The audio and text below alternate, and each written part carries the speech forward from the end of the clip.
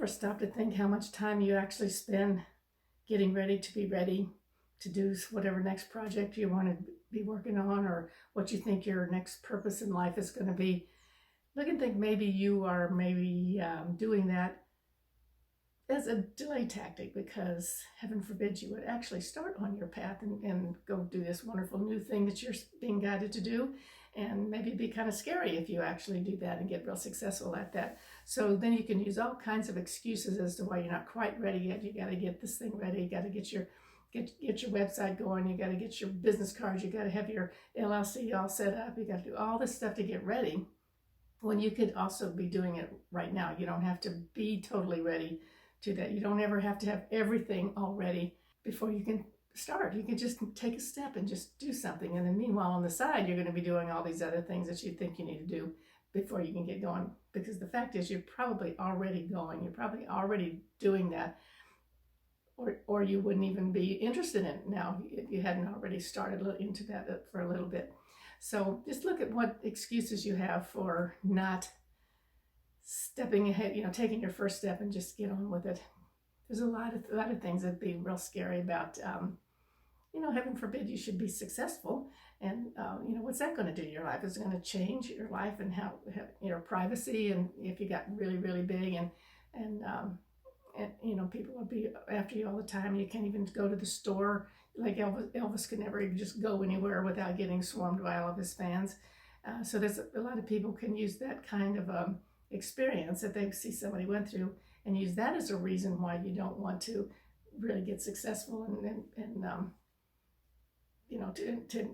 to do what you think you're being guided, what you are being guided to do, but you're kind of afraid to do it just in case it is really successful. And you have other things you can have that you think people are going to attack you, and it's just people that are jealous and don't feel secure in themselves, and so you think you're going to get attacked. Well, you know what? That's when you get to learn that person is the one who's got the problem, not you. So you don't have to worry. I mean, you don't have to not do what you're supposed to do because somebody might attack you and not agree with what you're doing. And there's that book, the book of the 4 agreements. One of the 4 agreements is to not take anything personally. So if somebody's attacking you, you learn you're just not going to take it personally.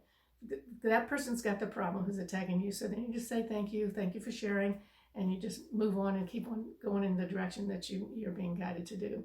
So there's lots and lots of excuses to not get going. But sit down, maybe write in your journal and ask yourself, what is it that you're afraid of? Why aren't you willing to do what you know you need to do to move on to the next step? And why is that next step scary to you? And what is it that's keeping you from?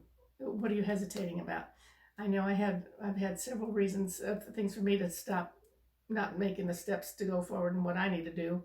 And then I spend a lot of time writing my journal, and we have several groups that we get together at my house, of big discussion groups, and we talk about it, and these things come up, and then you go, oh, so I understand why I've been doing that, and so now I can just put that away and proceed and go ahead and go past that. So get past these blocks that are stopping you from moving forward, because there's a lot of things coming up here, and you're here for a purpose. There's no mistake that you're here on the planet at this time.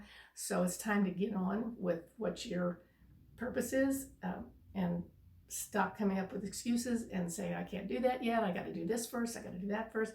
No, it's time to get on with it and just take a step and see what the next step, see what happens next as things keep unfolding. You're going to have to take another step and then go in a different direction. And sometimes you may have to go clear over here before you can go over here, but you got to get here first to have that experience, and then you can get over on this side, and then meanwhile you keep going up. It's like when they have those switchbacks we were coming out of the Grand Canyon one time, and the lodge was up here, but we had to go over here, over here, over here, over here. And it took forever to get up there, and you just wanted to go straight there, but you can't, because you have to have this experience, then that experience, and each experience that you have makes you grow. And then you'll be better at what you do when you get to your well, you never get to your final place, but when you get to the next step, you'll know what to do, and you'll be much better at doing it because you've had all this experience.